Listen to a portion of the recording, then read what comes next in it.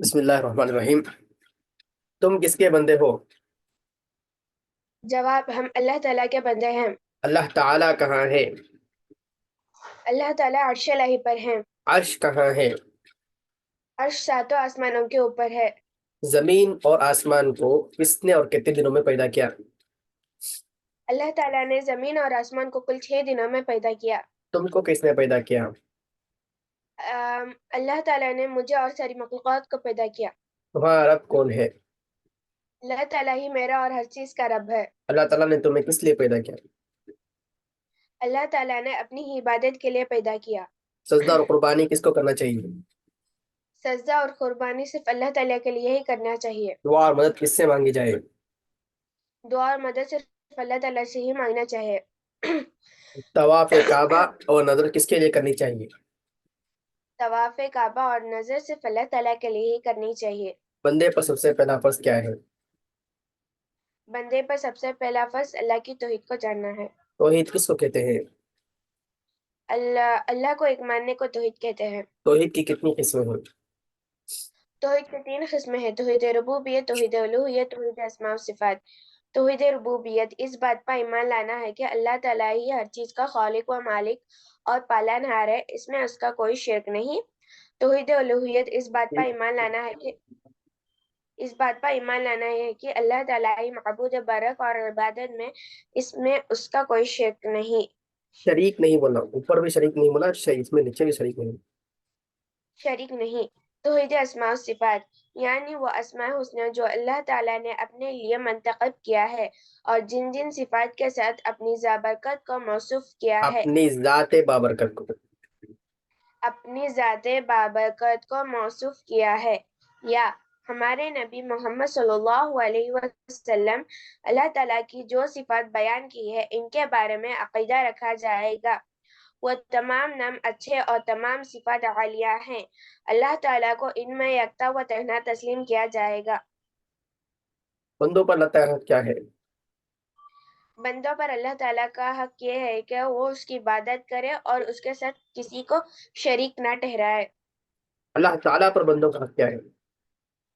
اللہ تعالیٰ پر بندوں کا حق یہ ہے کہ وہ اس بندے کو عذاب نہ دے جو اس کے ساتھ شریک نہ ٹھہراتا ہو۔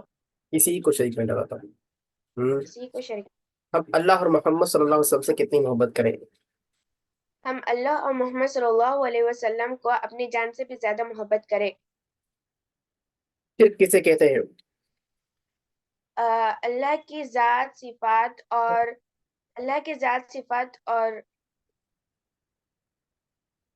عبادات میں اللہ کی ذات صفات اور عبادت میں کسی دوسرے کو شرک کرنے کو شریک کہتے ہیں۔ کسی دوسرے کو شریک کرنے کو شرک کہتے ہیں۔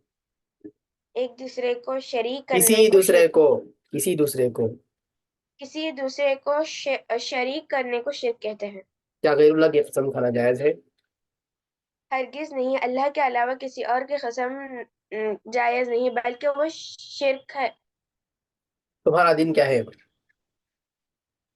ہمارا دین اسلام ہے جو سچا مذہب ہے۔ کیا دین اسلام ناقص ہے؟ نہیں، اسلام کامل و مکمل دین ہے، اس میں کسی قسم کی زیادتی کی گنجائش نہیں۔ کمی یا زیادتی کی گنجائش نہیں۔ کمی کمی یا یا زیادتی کی گنجائش نہیں۔ اسلام کے معنی کیا ہے؟ اسلام کامل و مکمل دین ہے۔ اسلام کے معنی کیا ہے؟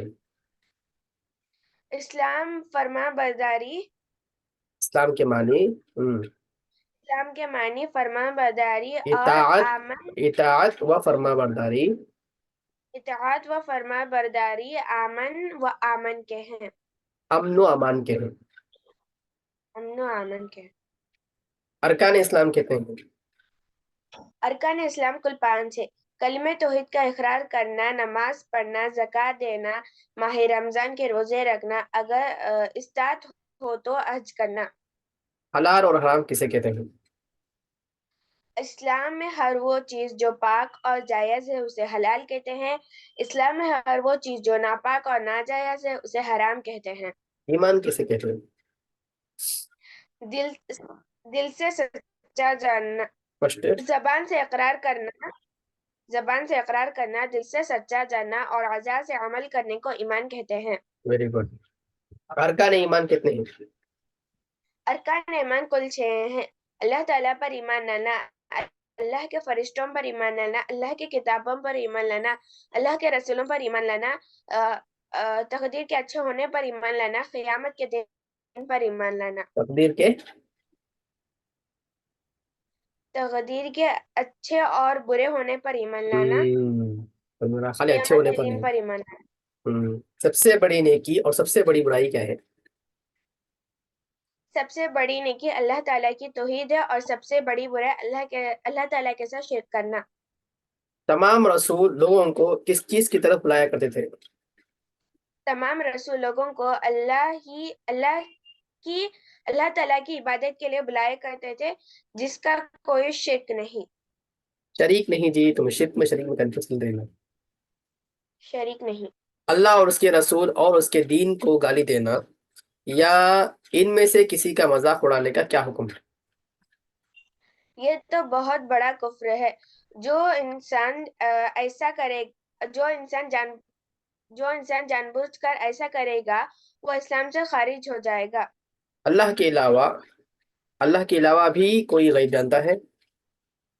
نہیں، اللہ کے علاوہ کوئی غیب نہیں جانتا. کوئی مکمل غیب نہیں جانتا. ٹھیک ہے. کوئی